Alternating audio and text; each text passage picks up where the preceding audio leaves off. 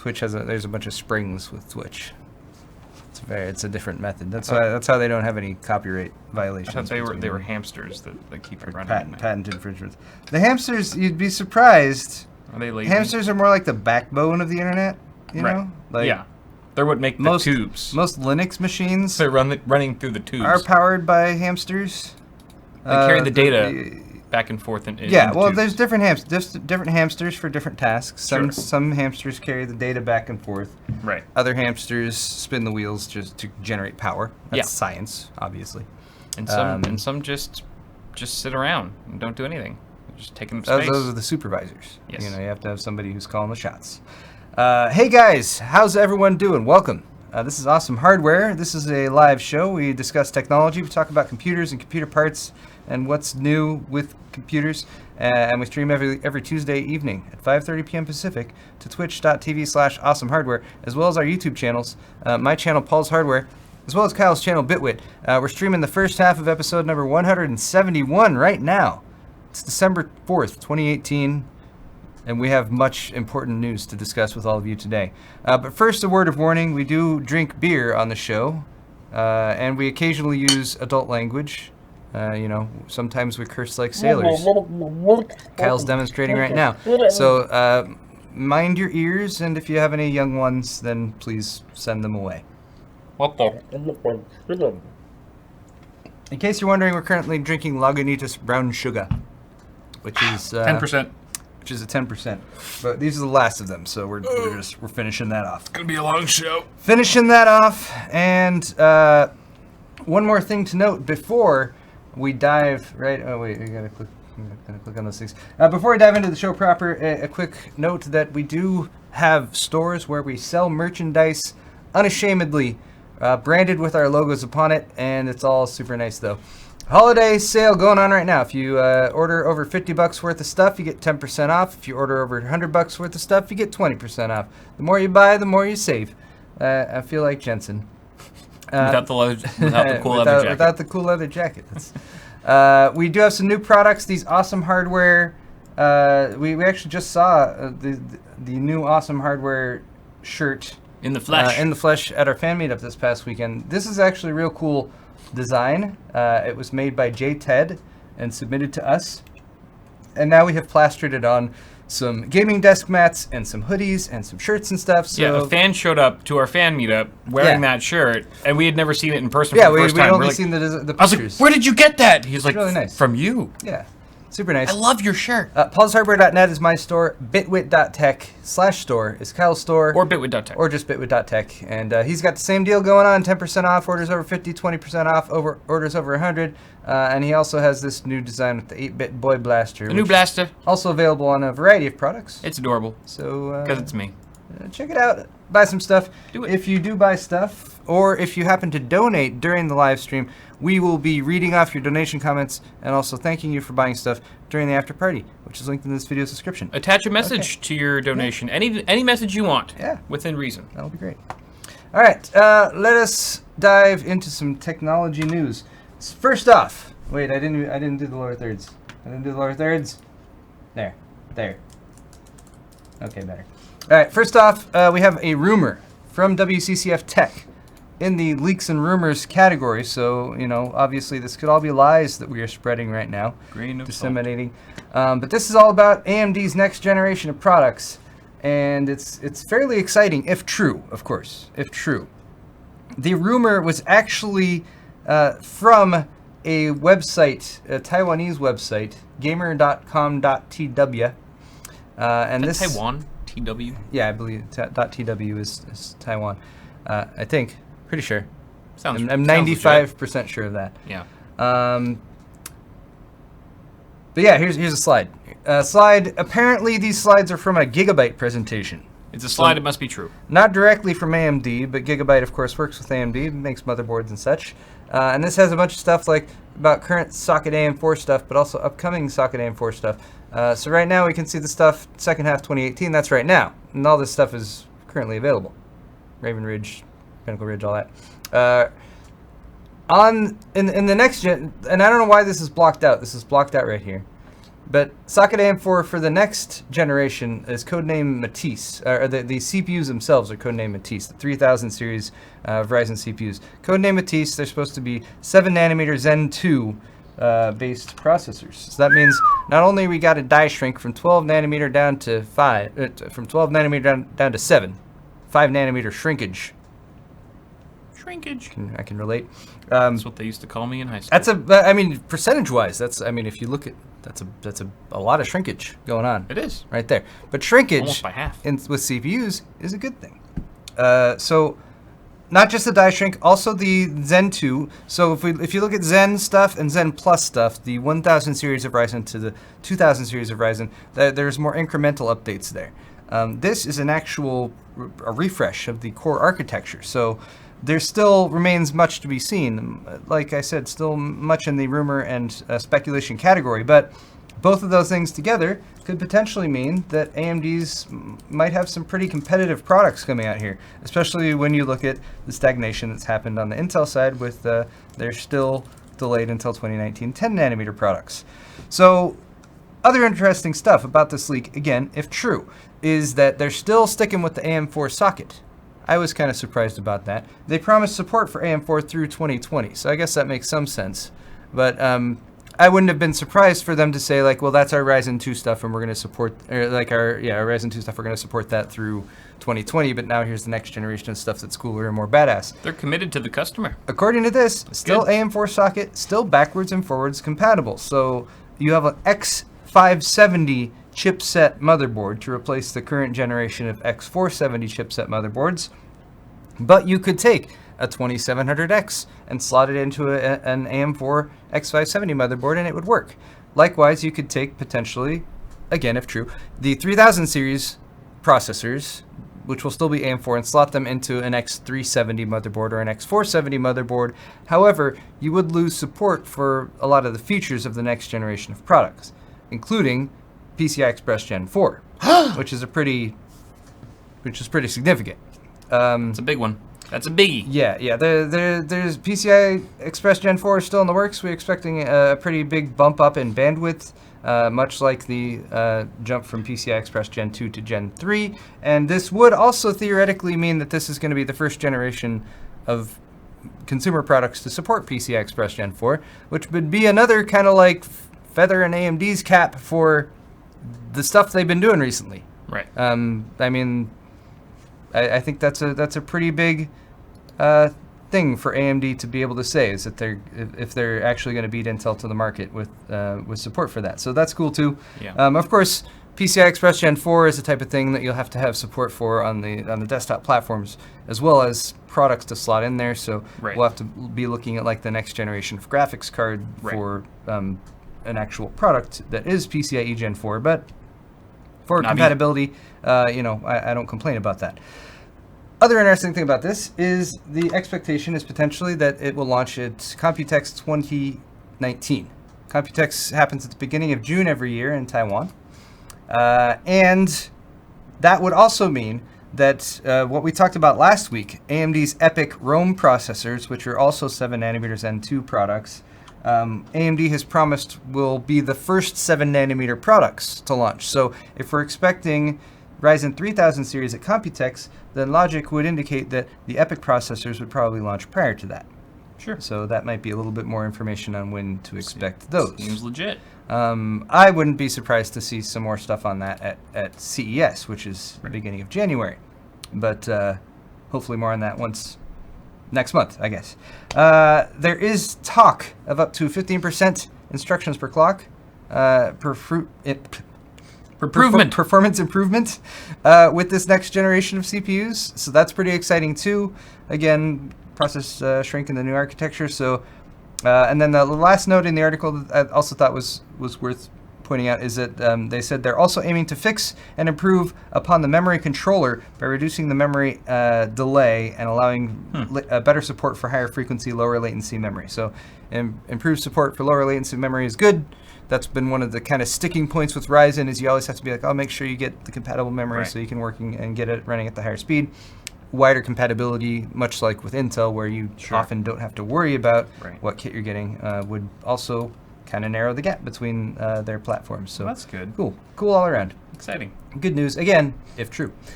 Speaking of what may or may not be true, according to Ivan, and bear in mind, this is Ivan, he's very trustworthy, generally speaking. His nickname is Crazy Russian. How could he be trustworthy in any capacity? This was posted by Linus Tech Tips. They're looking over at Walmart.com at the overpowered gaming desktop PCs. Now, Never heard of them. These overpowered gaming desktop PCs are infamous ever since Linus Tech Tips broke the news that they suck. Linus Tech Tips first on the scene reporting about these Walmart, supposedly really good gaming PCs, and Linus Tech Tips was like, no, we're here to report the truth to people. First on the scene. So we're gonna break this story, and they got a lot of traction from that. They were the first. I'm joking, of course. Kyle brought this up. Now I feel like one of my own viewers who comments first after seeing a video that's just been posted to take credit for being first, because I technically was the first to make a video about the Walmart gaming PCs. However, I will give credit where it's due. Steve from Gamers Nexus was the first to actually post a video about the PC with the physical PC physically in hand. I was just making speculations. So there you go. Although I retract part of that credit because I was first to publish a video online about a physical Walmart PC because of Floatplane. Oh, it was on Floatplane, though. It was on Floatplane days before Steve's video ever went up on YouTube. See, the only way people would have known that is if they subscribed to you on Floatplane. You must give me more money, and then you can know more. Knowledge is money. Knowledge is money. Now you owe me part of your Floatplane money for promoting your Floatplane channel on my channel. Referrals get a 15% commission. Oh, beautiful. Maybe I should finally follow up on that since I've been on the hook for like 8 months to supposedly sign up for that and I haven't. Never mind. Point being, these Walmart PCs are called overpowered gaming desktops, and reports of their crappiness have been embraced by and large by the gaming community, because anytime you have a large company trying to do something and they do a crappy job at it, pointing and laughing is a fun thing to do. But more to the point, there is a public service in here, because if you have somebody shopping at Walmart who's like, oh, this PC gaming thing, my kid has been talking about Fortnite or whatever game they want to play, and they want a gaming PC. Oh, Walmart has one. They could easily be duped into buying a very low quality product, overpaying for the hardware that's actually included. And there are many faults in these systems pointed out in both Kyle's videos as well as Gamers Nexus video, which now has 2.6 million views. So you guys have probably already all heard this before. And then, of course, Linus has also followed up and done a video on that as well. Now, the original story that we're going to be talking about right now is that Walmart had apparently canceled these overpowered gaming desktops, and they took them off the website and they weren't for sale anymore. They're back. But as is often the case, as we try to talk about something on the live show, they are now back. So wow. I just refreshed. But yes, you could get an overpowered gaming desktop DTW1 and pick that up on Tuesday, December 11th in Irvine. Wait, that's cheaper than it was. Yes, they dropped the price by $200. Don't you feel bad for buying it at the full price? They did, yeah, and I do. How dare they? This completely changes everything. I should receive some credit, some Walmart in-store credit or something. You can call them and complain? I will.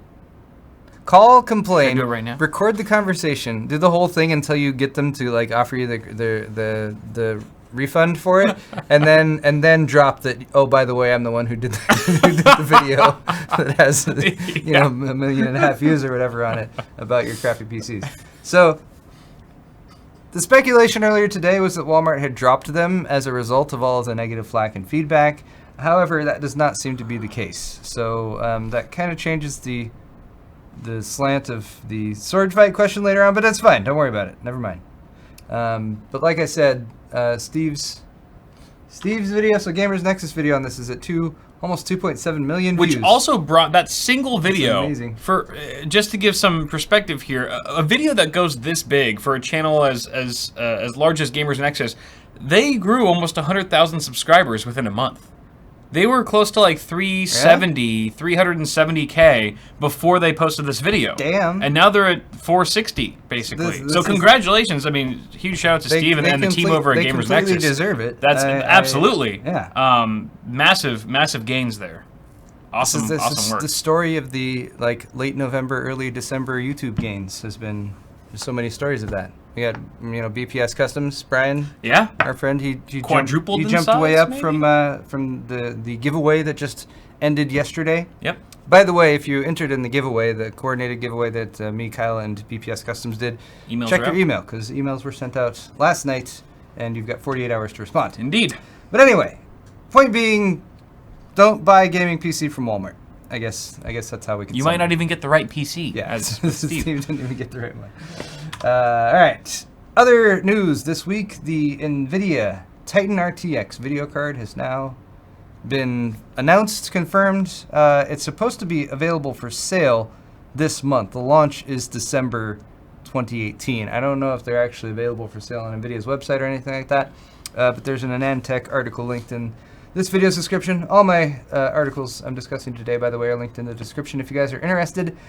And yeah, this is a massive, beastly $2,500 graphics card, the Titan RTX.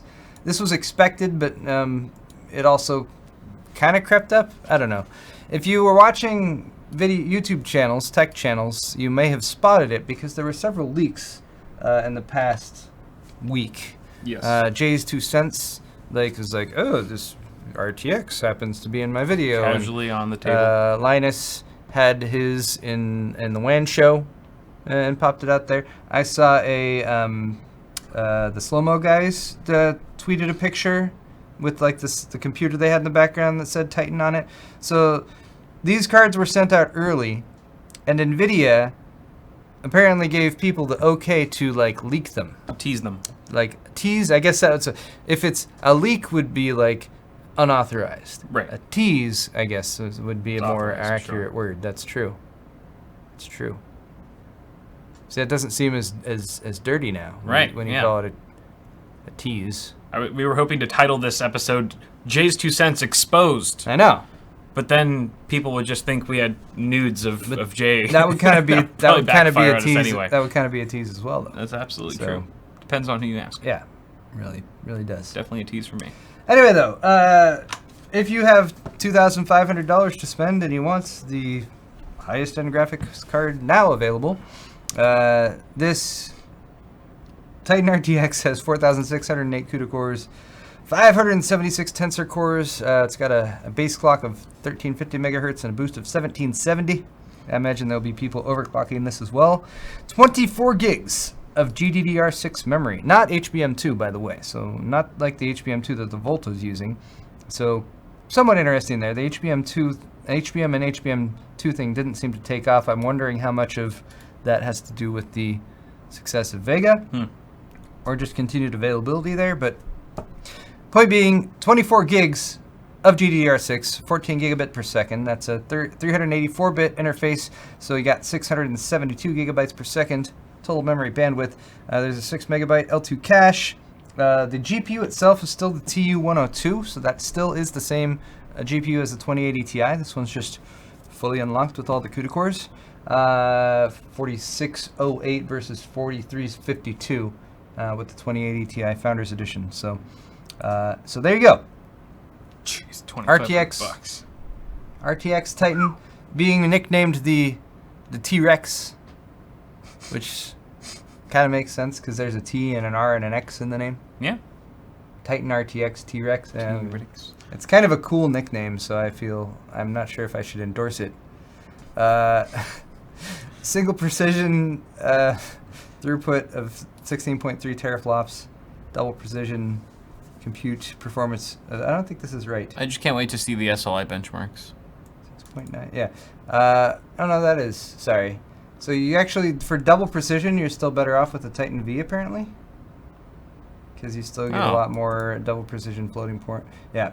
This is part of how they differentiate their Quadro cards and stuff from these Titan cards. But yeah, 130 teraflops of tensor performance. That's up from 57 for the 2080 Ti. So that's that's a pretty huge jump, and also up from 110 from the Titan V. Damn. So cool. 280 watt TDP as well. So that's what's kind of surprising to me, because the Titan V was it was a big triple slot card, right? Yeah. This is supposedly a 30 watt greater TDP, 280 watts versus 250. Also 280 watts versus 260 on the 2080 Ti. Dual slot. But it's also still, the ones I've seen are still that same dual slot cooler. Looks like a 2080 Ti, which looks exactly like the 2080 Ti Founders Edition cooler. So and that cooler has already been proven to, like, I mean, it's not a bad cooler, but, you know, it's better. There are better options. Anyway, so there you go. There's a rundown of the Titan RTX. Moving on, though. That's so. Chromium. Microsoft is building a Chromium-powered web browser, and they're finally, apparently, giving up on Edge or continuing to develop the web browser, the sort of core web browser that Edge became after they moved on from Internet Explorer. So what's Chromium again? So Chromium, Chrome versus Chromium. Essentially, Chromium is like open source core web browser. Chrome is Google taking Chromium and sort of making it fancy Google version. I see. So you can get Chromium by itself, and you have a very bare bones web browser with a lot of the speed and functionality and stuff that you would expect if you've ever used Chrome before. Right. Chromium is just open source and stuff. So Chrome is Google's take on Chromium. So whatever Microsoft calls this browser will be Microsoft's take on Chromium. So dumb. Dumb? I mean, okay, I feel like I'm so apathetic now towards Microsoft being able to make a functional and easy to use and efficient web browser. I remember when Windows 10 was first coming out, everyone was like, they're ditching Microsoft or Internet Explorer. It's going to be this new thing called Edge, and like everyone got their hopes up, and even I was like kind of excited, and then Edge came out, and it completely blew. And I felt like at that point, I was like, Microsoft, no matter what tools you give them, they'll take Chromium and they'll make it their own Microsoft-y way, and they'll basically just turn it into another Edge. Like that's what deep down I feel like is going to happen. I hope they prove me wrong and that it's a viable alternative. To be fair, and to play devil's advocate or somewhat, like, when was the last time you used Edge? I've had to use Edge here and there in the last few months from fresh installs. When it pops up on a new computer. Like in fresh installs when I haven't installed Chrome yet and I just got to use it for certain things. There was the other day I had to use Edge for something. I don't know, the download speeds for a GeForce driver took 3 times as long on Edge than it did with Chrome or Firefox. That was this week. So I have used it recently and not been happy with it. It still sucks just as much as I remember it. But that's again, I hope they change. So I will say that just in my reading and browsing on the internet, I haven't used Edge very much myself, but I feel like I have read more Edge sort of like Edge actually isn't that bad sort of articles, or people who are discussing like what they've done with it and changes that they've made to it. Sure. So I feel like Edge is probably a more palatable and acceptable web browser than Internet Explorer ever was. But at this point, they're obviously, trashing the core of the entire thing. And it's going to depend on what they're able to do with their take on Chromium and if they're able to get people to take advantage of it. Sure.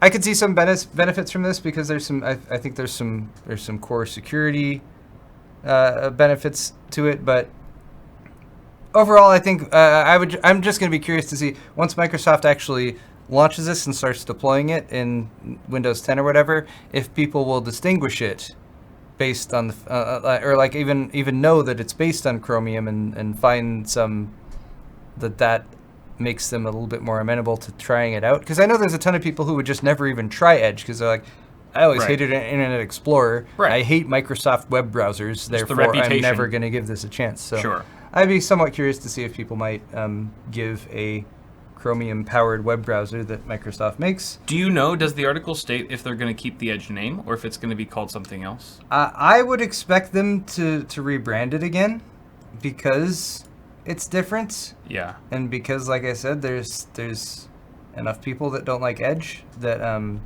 But there's no mention in the article of... The article doesn't really confirm that. It's just saying... I think they would need to rebrand it for sure. Yeah. If it is going to be that much different, it needs to have a different name. Most likely. All right. I'll give it a shot. 10 nanometer Intel products are available now. That's right. A Nook. In the form of this 10 nanometer Cannon Lake Nook. Oh, the Nook. And actually has gone up for sale. So cute. At major U.S. retailers. This is somewhat significant, potentially, maybe. This might indicate that Intel is having a bit more success with their 10 nanometer manufacturing process and yields, that they're able to do a wider launch, because prior to this, there have been some 10 nanometer notebook products based on this same processor available, but the fact that it's a little more widely available now to the point where they're able to put it into these little nooks and sell them means that there's more of them. So there you go. Intel has obviously completely fulfilled their 10 nanometer promise to sell 10 nanometer stuff. I want to check the actual price of this Nook. Intel Box Nook 8i3 CYSM1 Nook 8 Home. A mini PC with Windows 10, currently available at Amazon for $540. Is this one of the bare bones ones that you have to install your own memory and stuff? And storage, or does it come with? I don't know. How do you tell? I think for that price, it should include some Radeon stuff. Okay, and comes with 4 gig. Comes with memory. Comes with This is all self-contained, so you got memory installed. Okay. So yeah, this is a full computer. Do they not sell anything else? That's the only CPU, the only 10 nanometer CPU. There's no i5s or i7s right now in the Nook. No, this is the only CPU that's currently available. Okay. So there it is. Stats are on screen. Again, articles linked in the description if you want to read the whole thing. But the i3-8121U is the actual product, which is a 2-core, 4-thread processor, 2.2 to 3.2 gigahertz clock speed, base and boost, and 4 megabyte cache, 15 watt TDP. So low power processor. It's tied in with an AMD Radeon 540 GPU with 512 stream processors, 32 texture units, 16 ROPs, and 2 gigs of GDDR5 memory.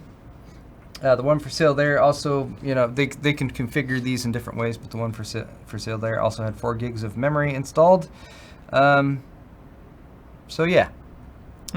Two aspects to the story. One being, if you really want that Intel 10 nanometer product, you can buy it, I guess.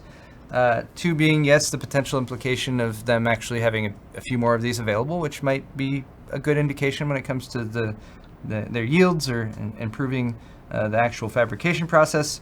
But then the third sobering fact is that there's no update or any indication that there might be anything sooner on the desktop side when it comes to socketed 10 nanometer Intel processors. Yeah. Because we're still not expecting those until late 2019. It'd be interesting to see this chip compared to a comparative i3 that's been in a previous gen Nook, just to see if there's any difference there.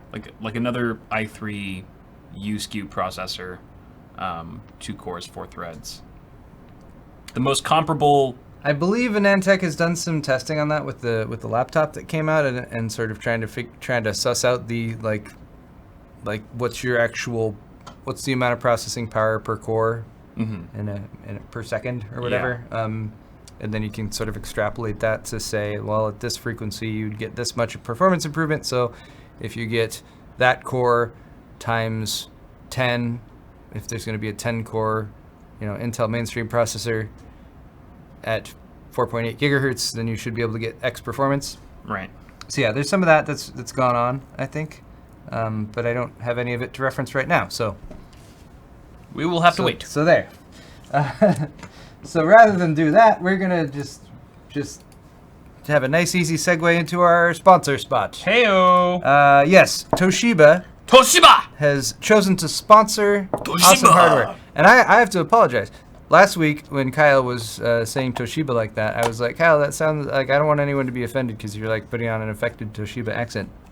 But then people in the comments were like, actually, that's how it would sound if like somebody said it. So I'm historically accurate. Kyle was just trying to be historically accurate. And I'm half Asian, so that's how my family pronounces it. And Kyle is half Asian. That's how my grandfather pronounces it. Yes. So this is their OCZ RC100 using their in-house BICS flash. And would you look at that? It's not there. Their SSDs are invisible. No, they're not. Completely They're invisible. actually not invisible, but they are so good for the price that I have actually I've actually kidnapped this particular M.2 SSD, and I've dropped it into my own personal system.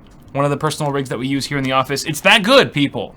This is the first time I've ever taken a product out of a sponsor spot to use in my own rig. Really? During a stream. Oh, good. Yeah. So there it is. Yeah, you showed it right there. It's I mini. put the RC100 in the system that I'm giving away during the charity live stream that I was supposed to announce at the beginning of this live stream, but I didn't. But I can announce. Never mind. I'll announce it after the sponsor spot is over. We'll have to. Point is, you could potentially win one during the live stream. Anyway, all these are based on Toshiba's BICS flash technology. There's the RC100. There's also the TR200 series of SSDs. So check those out. Yep. Links are in the description. Big thank you to Toshiba for sponsoring awesome hardware. Thanks, Toshiba. And making high-quality NAND flash products that are both fast and affordable. Toshiba! Toshiba. All right. Okay, Beautiful. we have one more segment before we end my half of the show, and that is... Okey-dokey. That's not Pimp My PC. Where'd it go? No Pit My PC today, guys. We don't have any of it. Sorry. None of these are accurate. I know you're all disappointed. Next week, faux show. It's supposed to be... Faux show. What? Why? It's supposed to be Sword Fight. It is. Shing, shing, shing. Sword. There it is. Sword All fight. right, Sword Fight. Yay, Sword Fight. All right, so we have 2 Sword Fight questions. Sword Fight is where Kyle and I argue about stuff, and then you guys vote and let us know who was right. Starting off with the RTX Titan. Now, we already mentioned there's a bunch of leaks, and they were planted. NVIDIA planted the leaks and sent out some of these RTX Titans to people. It was like, hey, you guys could accidentally show this off prior to the official announcement date. So there were not leaks, I guess, teases. Yeah, they were teasers. They were teasers, approved teasers. So we wanted to poll you guys about what you thought of them. These RTX Titan leaks or teases. Did they impress you? Did they spread the knowledge of the existence of this product and seed that in your mind so that in the future you would potentially buy them? Or did you see it? Did you see through it as the shameless ploy it was to exploit your eyeballs by exposing your eyeballs to this level of exploitation? What do you think, Kyle? Were they a fun new way to tease a cool new product, or were they stupid and miss out? Okay. You know what? I'm gonna say they were stupid, and I hated them because I am super salty in the fact that I did not get one. And if I don't get something that I want, then whoever did get the thing is dumb, and the whole initiative revolving around the thing that I didn't get is also dumb. So I'm gonna play the card. I'm gonna play the super salty YouTuber card, and it's dumb because you know what? Things that I get from people, from companies, they're not dumb. They're good. They're great because I'm happy, and you know I got the thing that I wanted, and I get to like mess around with it. I could do whatever. I could just let it sit there and collect dust, but at least I got one. I feel special, you know. And screw all the other plebs who didn't get one. You know, I feel superior. Like I'm on a pedestal. I got this cool thing. But when other people get the cool thing that I want, it makes me feel like I've fallen off the pedestal. Now all of a sudden they're on a pedestal, and I'm just Joe Schmo. Like I'm just an average guy. Like I'm just a regular guy, and that rubs me the wrong way. You know, I want to feel superior to everyone else. And so you know, and clearly it can't be the fact that they're just better than me in some way, that's why they got the product. It must be the fact that they are, in fact, GPU shills. They're marketing shills, and they were clearly paid off, or were promised certain things by the companies, and they did not acquire them from honorable gains, from honorable methods, and because of that, they are shills. Okay, I feel like we learned more about Kyle from that answer than we did about the actual RTX Titan. I stand by everything I said. But stand by. I'm going to respond with obviously the retort, which is that I thought they were a fun way to tease a cool new product. You're only saying that because it's the only other choice. That's true. I don't have anything to add to that really. All right, so wait, hold on. Wait, let me think. How am I going to argue this? I should argue this. See, it's really difficult. You actually have to think about arguing your point. So look, when it comes to when you're a marketing person at NVIDIA and you're like, hey, we want to kind of spread the word about this thing, and you're not really given any marketing dollars to spend to like buy ad space because it'd be silly for a product like this. It's really a niche product. It's high end and whatever. So you're like, hey, I've got a few samples. I can send them out. What better way to kind of get a little buzz going, a little word of mouth? And then like, oh, it accidentally appeared on the WAN show. Like, oh, it just showed up there. Like, oh, Jay like had it. And like, oh, it's just accidentally in the shot and made it through the editing process and didn't cut it out or anything like that. Well, you are arguing for it, right? No, I am arguing for it because it's didn't sound that way. It's like sarcasm.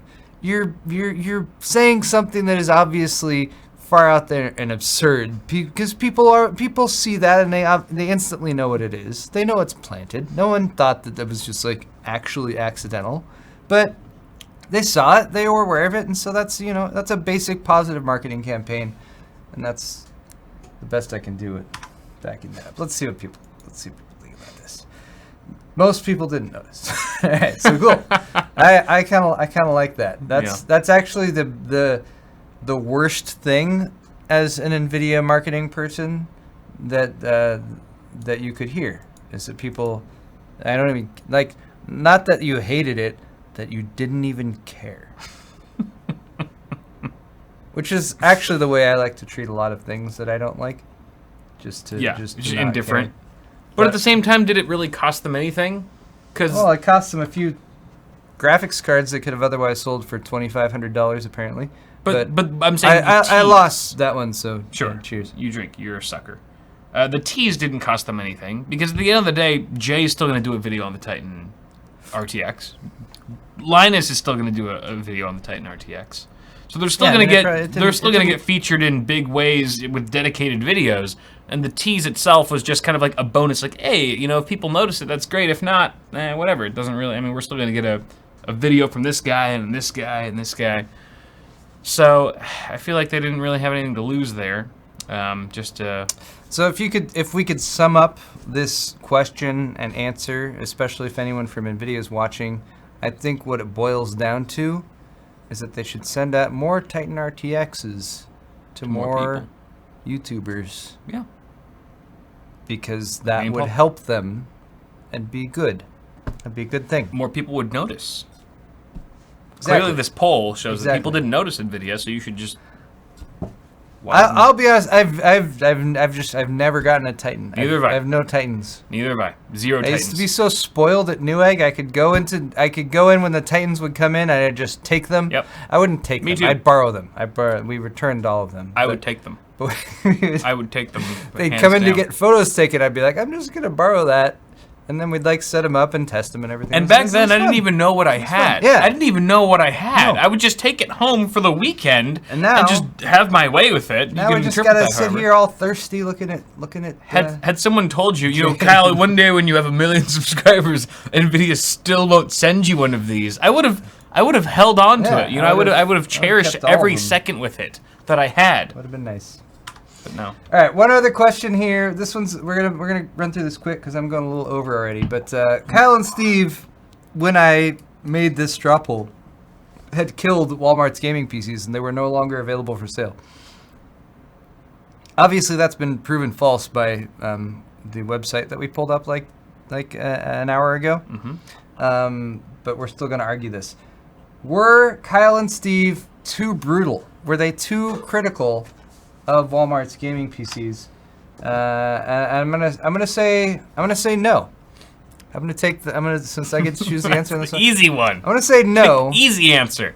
Obviously, they're doing a public service here. They're trying to show the quality of a product. That is the benefit of a YouTube reviewer of a product, is being able to get that first look or that look at something before you actually buy it. And Kyle and Steve both clearly showed that the Walmart overpowered gaming PCs are inferior products. You don't get very much for your money.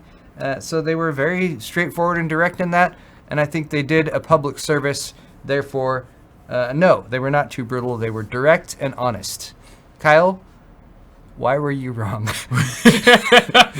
Let me argue now against myself, Paul. Of course. I'm telling you all.